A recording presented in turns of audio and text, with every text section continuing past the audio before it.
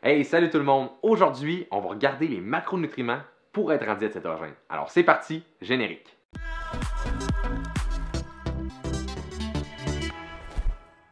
Premièrement, c'est quoi un macronutriment? C'est les protéines, les glucides et les lipides. Les lipides, les gras. C'est ce qu'on retrouve en arrière des étiquettes à l'épicerie. Fait que c'est les valeurs nutritives. Mais maintenant, quels sont les ratios à respecter?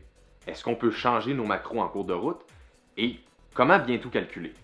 Le ratio idéal à respecter, c'est environ 15 à 25 de nos calories provenant des protéines, 5 à 10 des glucides et 60 à 75 des lipides.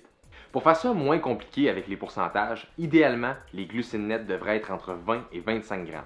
C'est quoi ça les glucides nets? C'est les glucides moins les fibres. Pourquoi les fibres? Parce que les fibres n'élèvent pas l'insuline tout simplement. Fait que si on s'en va à l'épicerie, puis on voit les valeurs nutritives, c'est marqué 40 grammes de glucides, 4 grammes de fibres, ça nous donne 36 grammes de glucides nets. Cet aliment-là ne fonctionnera pas en diète cétogène. C'est comme ça qu'on calcule. Pour les protéines, ça dépend si vous faites du sport ou non. Si vous êtes sédentaire, calculez environ 0,6 g par livre de poids de corps ou 1,3 g par kilogramme.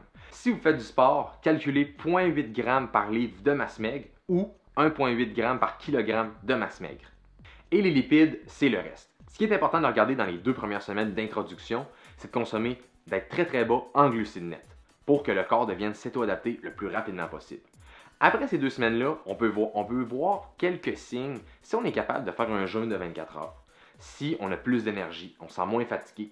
Ça, c'est des signes qu'on est céto-adapté et on peut tranquillement augmenter notre apport en glucides. Mais ça ne veut pas dire de prendre du pain, du riz et des patates. Là.